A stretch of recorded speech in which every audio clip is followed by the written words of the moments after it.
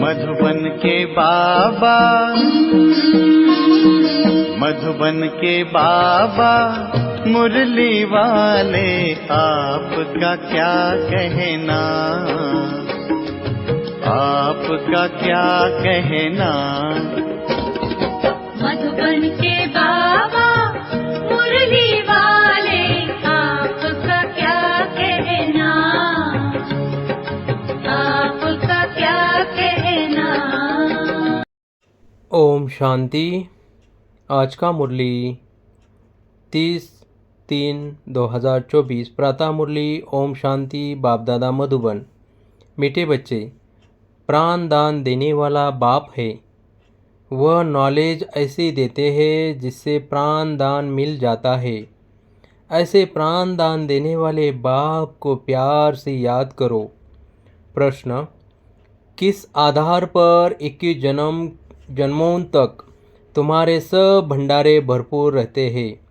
उत्तर: संगम युग पर तुम बच्चों को जो नॉलेज मिलती है यह सोर्स ऑफ इनकम है। इस पढ़ाई के आधार से सब भंडारे भरपूर हो जाते हैं। इस पढ़ाई से 21 जन्मों की खुशी मिल जाती है। ऐसी कोई चीज़ नहीं जिसकी प्राप्ति की इच्छा रहे। बाबा नॉलेज का दान ऐसा देते हैं जिससे आत्मा क्या से क्या बन जाती है। ओम शांति। भगवान वाच सालिग्राम समझते हैं शिव बाबा हमको पढ़ाने आते हैं। बच्चे जानते हैं वही सृष्टि के आदि मध्य अंत को जानते हैं। बच्चों को अब कोई नई बात नहीं लगती, समझ में आ गया है। मनुष्य तो सब भूले हुए हैं। जिसने पढ़ाया उनके बदले पहले नंबर में पढ़ने वाले का नाम डाल दिया। तुमको पढ़ते पढ़ते यह बात सिद्ध करनी है। भारत के शास्त्रों की ही बात है और धर्म के शास्त्रों की नहीं। भूल ही भारत के शास्त्रों की है। तुम्हारे सिवा यह बात और कोई सिद्ध नहीं कर सकता। बच्चे जानते हैं यह अनादि ड्रामा है, फिर भी रिपीट होगा। तुम मनुष्य मात्र को सुधारने का पुरुषार्थ करते हो। मनुष्य जब सुधरते हैं तो दुनिया ही सुधर जाती है। सतयुग है सुधरी हुई नई दुनिया और कलयुग है अनसुधरी हुई पुरानी दुनिया। यह भी तुम बच्चे अच्छी रीति समझते हो और धारण कर समझाने लायक भी बनते हो। इसमें बड़ी रिफाइनेंस चाहिए। बाबा तुमको कितना रिफाइन कर समझाते हैं, सुधारते हैं। बाप कहते हैं जब तुम सुधर जाते हो फिर मुझे सुधराने की ज़रूरत नहीं रहती। तुम अनआर्य बन पड़े हो।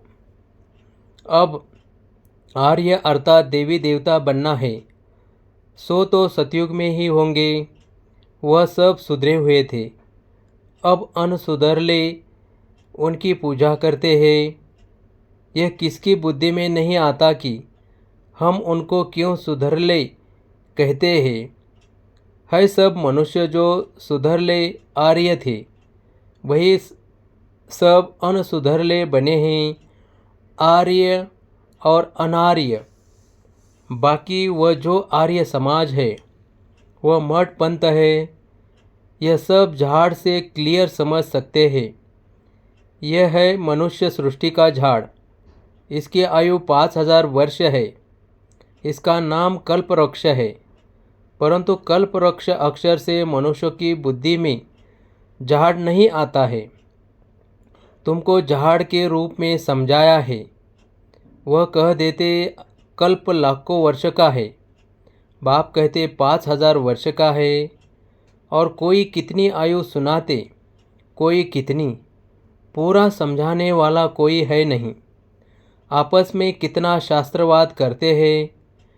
तुम्हारी तो यह रूह रिहान है। तुम सेमिनार करते हो, इसी को रूह रिहान कहा जाता है। प्रश्न उत्तर समझने के लिए भी करते हैं। बाबा जो कुछ तुमको सुनाते हैं उससे ही टॉपिक निकाल तुम सुनाते हो। वो लोग क्या सुनाते हैं यह भी तुम जाकर सुनो। फिर आकर सुनाना चाहिए कि इस प्रकार का वाद विवाद चलता है। पहले तो यह समझाना है कि गीता का भगवान कौन। भगवान बाप को भूलने कारण बिल्कुल चट खाते में आ गए हैं। तुम बच्चों का तो बाप से लव है, तुम बाबा को याद करते हो। बस बाबा ही प्राण दान देने वाला है। नॉलेज का दान ऐसा देते हैं जो क्या से क्या बन जाते हैं। तो बाप पर लव रहना चाहिए। बाबा हमको ऐसी ऐसी नई बात सुनाते हैं। हम श्री कृष्ण को कितना याद करते हैं, वो कुछ देता ही नहीं। श्री नारायण को याद करते हैं, याद करने से कुछ होता है क्या? हम तो कंगाल के कंगाल ही रह गए। देवताएं कितने साल्वेंट थे, अब सभी आर्टिफिशियल चीज़ें हो गई है। जिसका दाम नहीं उसका आज दाम हो गया है। वहाँ अनाज आदि के दाम की बात ही नहीं। सबको अपनी अपनी प्रॉपर्टी आदि है। कोई अप्राप्त वस्तु नहीं जिसके प्राप्ति की इच्छा रहे। बाबा कहते हैं, मैं तुम्हारा भंडार भरपूर कर देता हूँ। तुमको ऐसी नॉलेज देता हूँ जिससे तुम्हारा भंडारा भर जाता है। तुम्हारी बुद्धि में है knowledge is source of income. Knowledge ही सब कुछ है। इस पढ़ाई से तुम कितना ऊंच बनते हो। पढ़ाई का भंडार है ना। वह टीचर्स पढ़ाते हैं, उनसे अल्पकाल का सुख मिलता है। इस पढ़ाई से तुमको 21 जन्म का सुख मिलता है। तुम बच्चों को बहुत खुशी होनी चाहिए। यह समझने में टाइम लगता है। जल्दी कोई समझ न सके। कोटों में कोई निकलता है। आधा कल्प सभी मनुष्य एक दो को गिराते ही आए हैं। चढ़ाने वाला एक बाप है। बेहद की पढ़ाई पढ़ाने वाले के बदले पढ़ने वाले का नाम डाल दिया है। दुनिया इन बातों को नहीं जानती। कहते हैं भगवान वाच पढ़ा कर गए, फिर उनका कोई शास्त्र रहता नहीं। सतयुग में कोई शास्त्र है नहीं। यह सब है भक्ति मार्ग के शास्त्र। कितना बड़ा झाड़ है। भक्ति की ये अनेक टालियाँ न हो तो झाड़ का नाम भी न रहे। यह सब धारणा करने की बात है। तुम धारणा करते हो। पढ़ाने वाला तो पढ़ाकर गुम हो जाता है। पढ़ने वाले आकर विश्व के मालिक बनते हैं। कितनी नई बातें हैं। एक भी बात कोई की बुद्धि में बैठती नहीं है। स्टूडेंट भी तुम सब नंबरवार हो। कोई पास होते, कोई फेल होते। यह है बेहद का बड़ा इम्तहान। तुम जानते हो, हम अभी अच्छी तरह पढ़ेंगे तो कल्प कल्पांतर अच्छा पढ़ेंगे। अच्छा पढ़ने वाले ही ऊंच पद पाते हैं। नंबरवार सब जाएंगे। सारा क्लास ट्रांसफ़र होता है। नंबरवार जाकर बैठते हैं। यह ज्ञान भी आत्मा में है। अच्छा व बुरा संस्कार आत्मा में है। शरीर तो मिट्टी है। आत्मा निर्लेप हो नहीं सकती। 100% सतोप्रधान और 100% तमोप्रधान कौन है, यह भी तुम समझते हो। पहले तो गरीबों को उठाना पड़े, वह पहले आएंगे। गुरुओं के भी अच्छे अच्छे अनन्य शिष्य जब आएंगे तब उन सबकी बुद्धि खुलेगी। देखेंगे यह तो हमारे ही पत्ते निकलते जाते हैं। यहाँ के जो होंगे वह तो निकले आएंगे। बाप आकर नया झाड़ शुरू करते हैं। जो और धर्म में जाकर पड़े हैं वह सब लौटेंगे। फिर भी अपने भारत में ही आएंगे। भारतवासी ही थे ना। हमारे डाल के जो है वह सब आ जाएंगे। आगे चलकर तुम सब समझते जाएंगे। अब बाहर से सबको धक्का मिलता जाता है। जहाँ जहाँ बाहर वाले हैं उनको भगाते रहते हैं। समझते हैं यह बहुत धनवान हो गए, यहाँ वाले गरीब हो गए हैं। पिछाड़ी में सबको अपने अपने धर्म में जाना होता है। आखिर सब अपने अपने घर तरफ भागेंगे। विलायत में कोई मरता है तो उनको भारत में ले आते हैं, क्योंकि भारत है फर्स्ट क्लास पवित्र भूमि। भारत में ही नई दुनिया थी। इस समय इसी को वॉइसलेस वर्ल्ड नहीं कह सकते, यह है विवश वर्ल्ड, इसलिए बुलाते हैं। हे पतित पावन आओ, आकर हमको पावन बनाओ। भला दुनिया तो यही है, परंतु इस समय दुनिया में कोई पावन तो है नहीं। पावन आत्माएं मूल वतन में है, वह है ब्रह्मा महतत्व। सब पावन बनकर वहाँ जाएंगे, फिर नंबरवार आएंगे पाठ बजाने। आदि सनातन देवी देवता धर्म का यह फाउंडेशन है। फिर 3 ट्यूब निकलती है। यह तो देवता धर्म है, यह कोई ट्यूब नहीं है। पहले यह फाउंडेशन, फिर 3 ट्यूब्स निकलती है। मुख्य है 4 धर्म। सबसे अच्छा धर्म है यह ब्राह्मण धर्म। इनकी बहुत महिमा है। हीरे जैसा तुम यहाँ बनते हो। बाप तुमको यहाँ पढ़ाते हैं तो तुम कितने बड़े हो। देवताओं से भी तुम ब्राह्मण बड़े नॉलेजफुल हो। वंडर है ना, हम जो नॉलेज लेते हैं वह हमारे साथ चलती है, फिर वहाँ नॉलेज को ही भूल जाते हैं। तुम जानते हो पहले हम क्या पढ़ते थे, अब हम क्या पढ़ते हैं। ICS वाले क्या पढ़ते हैं और बाद में क्या पढ़ते हैं, फ़र्क तो है ना। आगे चलकर तुम बहुत नई पॉइंट सुनेंगे, अभी नहीं बताएंगे। पार्ट ही आगे सुनने का है, बुद्धि में रहता है। नॉलेज का पार्ट जब पूरा होना होगा तब हम भी उस समय बाबा के ज्ञान को धारण कर लेंगे। फिर हमारा पाठ स्वर्ग में शुरू हो जाएगा, उनका पाठ पूरा हो जाएगा। बुद्धि में बहुत अच्छी धारणा चाहिए। सिमरन करते रहो, बाप को याद करते रहो। याद नहीं होगी तो कम पद पाएंगे। बाप को याद करते करते शरीर का भान निकल जाएगा। सन्यासी भी इस अवस्था का अभ्यास करते करते शरीर छोड़ देते हैं, परंतु उनका रास्ता अलग है, इसलिए उनको फिर जन्म लेना पड़ता है। फॉलोअर समझते हैं वह ब्रह्मा में लीन हो गया, फिर वापस आ नहीं सकता। बाप समझाते हैं वापस कोई भी जा नहीं सकते। पिछाड़े में सब एक्टर्स जब स्टेज पर आएंगे तब फिर घर जाएंगे। वह है हद का विनाशी नाटक, यह है बेहद का अविनाशी नाटक। तुम अच्छी तरह समझा सकते हो।